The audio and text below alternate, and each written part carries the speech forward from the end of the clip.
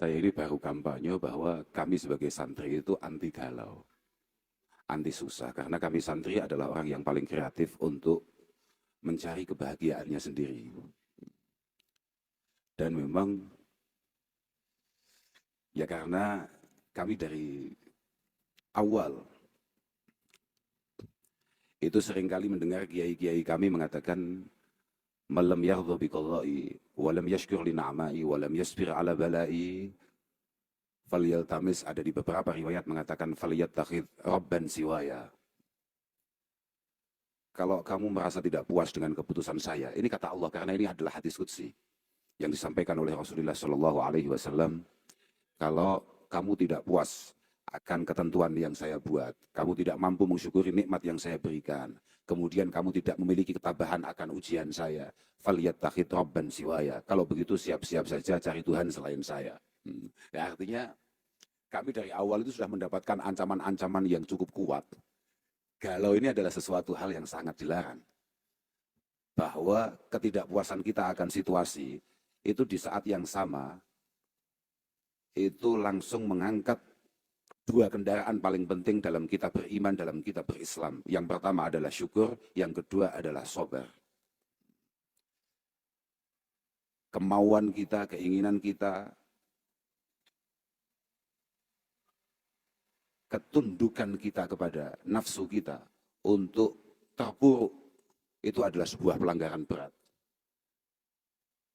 bagi kita orang Islam. Jadi itu adalah sebuah mindset bagi kami. Jadi kenapa kemudian saya baru ngeh kalau ternyata galau itu mudah, dan saya malah pengen. Karena biasanya orang yang memiliki keprihatinan itu memiliki keinginan untuk menambah kedekatan dengan Allah Subhanahu wa taala. Kita punya ketertarikan untuk kemudian melakukan kebaikan-kebaikan, memiliki ketertarikan untuk kemudian mencari cara kenal dengan Allah Subhanahu wa taala. Itu barokahnya susah. Penting kita melihat barokah itu. Tapi kalau penyebabnya galau, kalau yang tadi seperti disampaikan oleh Ustaz Hanin,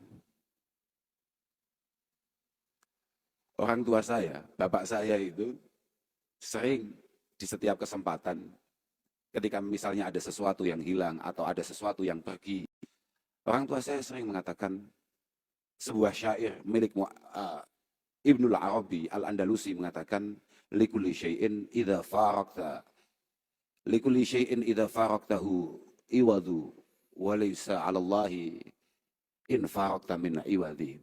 Semuanya boleh meninggalkan kita, semuanya boleh menjauh dari kita. Yang penting Allah tetap membersamai kita. Itu apa ya? Terngiang-ngiang gitu loh Pak. Artinya ya mau galau itu nggak jadi gitu loh. Oh iya, ya wes ya hilang ya wes golek neh. Artinya nek pancen awake dhewe duwe kunci. Kalau misalnya kita punya sepeda motor kemudian butuh kunci dan kunci itu hilang, ya sudah, jangan kayak orang melas kemudian kayak nggak ada. Orang yang kreatif bisa bikin kunci palsu. Santai saja. Nah, artinya ya tenang gitu loh. Solusi itu ada gitu. Karena ya apa ya? Semua yang terjadi ini semuanya memang garis tangan Tuhan, kayak tadi disampaikan oleh Ustazah, bahwa gini, karena tadi Ustazah itu cerita, tapi saya akan cerita pengalaman saya sendiri saja. Loh, pengalaman saya tidak ada hubungannya dengan itu. Gini maksud saya, suatu ketika saya ini punya kakak sepupu. Beliau ini adalah orang yang sangat luar biasa ceria. Beliau adalah orang yang sangat luar biasa istimewa kepada saudara, kepada handai taulan. Beliau ini sangat luar biasa ceria sekali, sangat menginspirasi kami. Sampai suatu ketika beliau ini jatuh sakit. Beliau divonis gagal ginjal kalau saya nggak salah kala itu. Kemudian ada beberapa penyakit-penyakit tambahan yang lain. Akhirnya kami sebagai keluarga, kami sebagai adik mencoba untuk menengok, untuk menjenguk. Dengan persiapan kata-kata yang luar biasa supaya beliau sabar, supaya beliau tenang, supaya dan lain sebagainya. Ternyata ketika saya masuk ke kamar beliau kebetulan rumahnya itu di Salatiga, di Jawa Tengah, di Salatiga. Itu di temboknya ada tulisan begini. Ada kaligrafi tulisannya begini, masih saya ingat itu. Ya karena galau ini.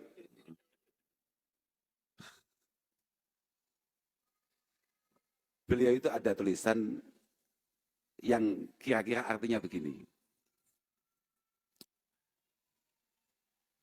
Kalau kamu sadar betul bahwa kalau tulisan syairnya redaksinya begini. Idza ma ra'aitallaha fil kulli fa'ila. Ketika kamu benar-benar sadar, benar-benar yakin bahwa tidak ada satupun di antara kita yang bergerak, bernafas tanpa izin Allah Subhanahu wa taala, dan tidak ada yang terjadi, tidak ada yang kita alami kecuali atas izin Allah Subhanahu wa taala. Ra'aita jami'al kainati milaha. Ra'aita jami'al kainati milaha. Itu tulisannya di tembok itu begitu.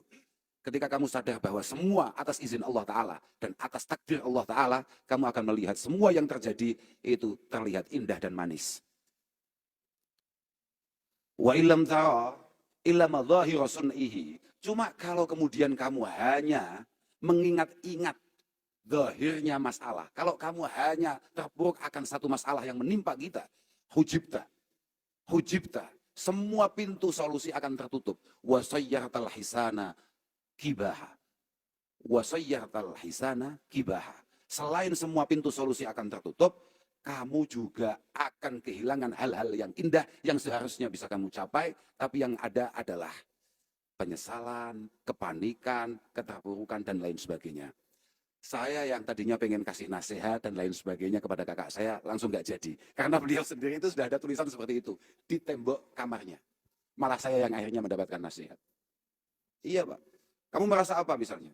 Kamu merasa ada orang lain menyakiti kamu, kamu merasa ada orang lain berlaku curang pada kamu, berlaku buruk pada kamu, atau kayak tadi dikatakan Ustazah, kemudian setelah sekian lama berjuang bersama, kemudian tahu-tahu meninggalkan kita.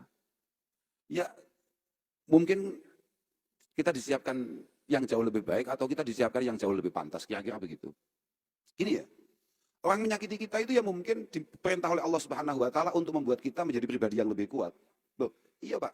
Saya masih ingat, karena ini subuh ini loh, saya agak tolol saya. Iya, bener ini bukan jam terbang saya ini. Ya satu-satu harus diingat pelan-pelan ya, karena di kitab Sawi, di kitab Hasyiatus Sawi, saman kitab itu agak tahu krungu loh, wis pokoke ngono. Aku bingung ya. Man nadhara lil khalqi bi ainil haqiqah azarahu. Ini ngomong-ngomong kenapa kita kemudian disakiti orang lain. Terus kemudian kita harus sakit, harus terpuruk. Ya karena kita bodoh aja. Man nadhara lil khalqi bi ainil haqiqah azarahu. Kalau tangan saya bisa begini, ini atas kehendak Allah Ta'ala apa tidak? Kemudian ketika saya kepalkan tanah ini, kemudian saya pukulkan ke muka kamu, ini sebetulnya sudah ditulis atau digariskan Allah Ta'ala apa tidak? Ketika jempol ini kemudian saya buat ngetik untuk memastikan perpisahan di antara kita, ini sudah ada garisnya apa belum? Wes ditulis pangeran tak durung? Kok cuma ngawah-ngawah blok? Aku susah pegel lah, ya, wes ada tulisannya ya. Ketika kita mampu melihat itu semua, bahwa ini semua adalah garis tangan Allah Subhanahu wa taala dan takdirnya memang begitu, kita akan memaklumi orang yang menyakiti kita. Adzarahum. Tapi wa man nadzara ilaihim wa man nadzara ilaihim bi aini syariah maqatahum. Kalau yang kita lihat hanya apa yang sedang terjadi saja, mungkin tumbuh kecewa, tumbuh benci. Tapi di saat yang sama kamu sadar apa tidak? Berarti kamu melupakan siapa yang menggerakkan tangan itu tadi. Di saat yang sama ketika kamu kecewa, kamu telah kehilangan atau melupakan Allah Subhanahu wa taala. Itulah kenapa saya ngomong bahwa orang Islam itu tidak ada galau. Paham enggak? Paham enggak? Islam tenan loh. Mohon maaf ini. Jadi saya kadang-kadang bingung gitu loh. Ya kadang ya pengen loh galau ya, coba ya pengen doa ya aneh. Lah iya. Ya artinya kalau galau dalam artian yang ada di otak kamu semua itu loh.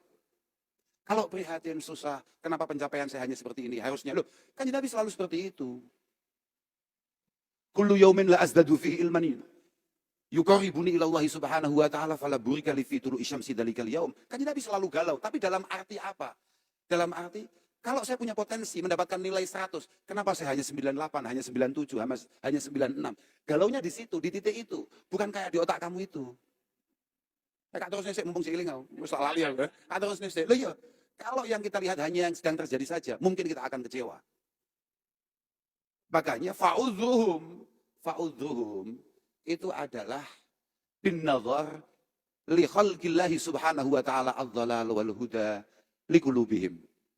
kesiapan kita memaafkan rasa sakit yang ditimbulkan oleh orang lain, itu adalah kesadaran yang sangat kuat bahwa apa yang tergerak dalam pikiran dan hati orang lain tersebut itu atas izin Allah Subhanahu wa taala.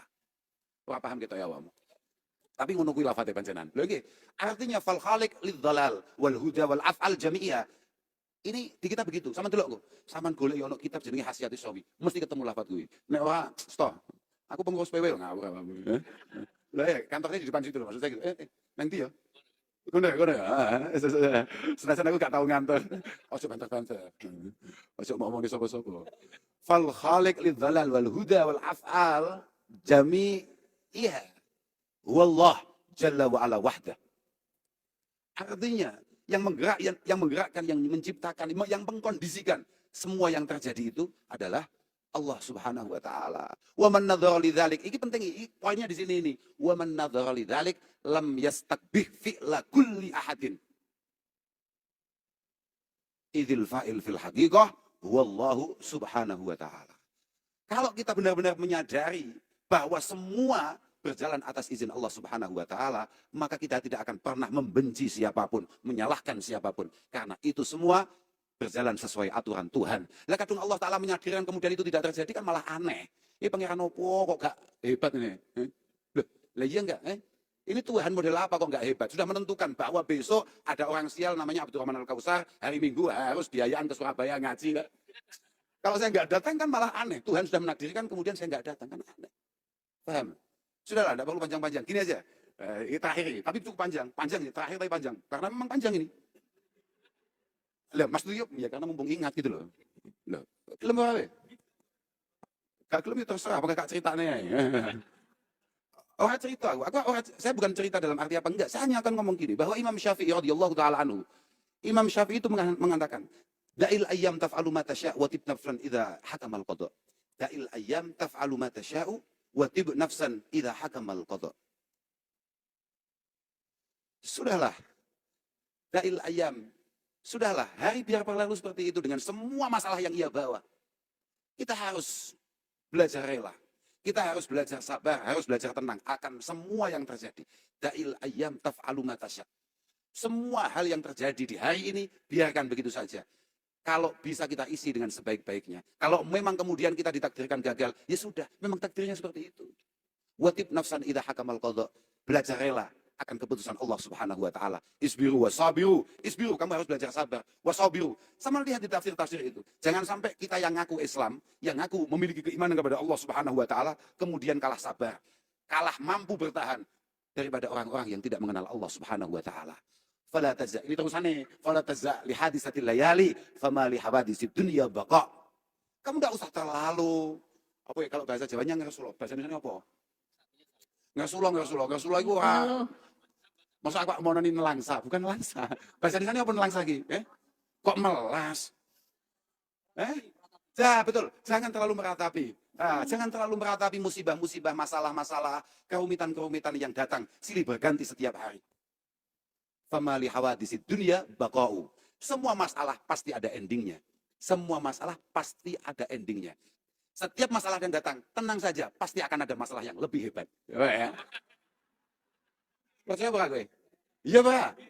Dulu ketika kita masih sekolah dasar, ketika kita masih kecil, masalah kita hanya apa?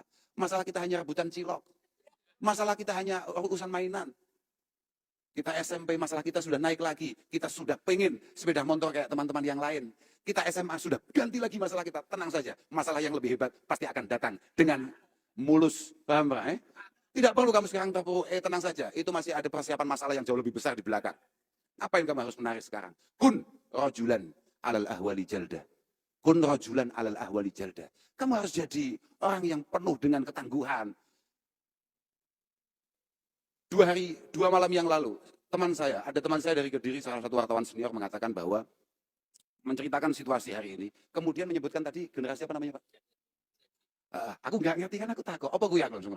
Ini adalah generasi yang lahirnya tahun 2000 sekian katanya begitu. Ya benar ya.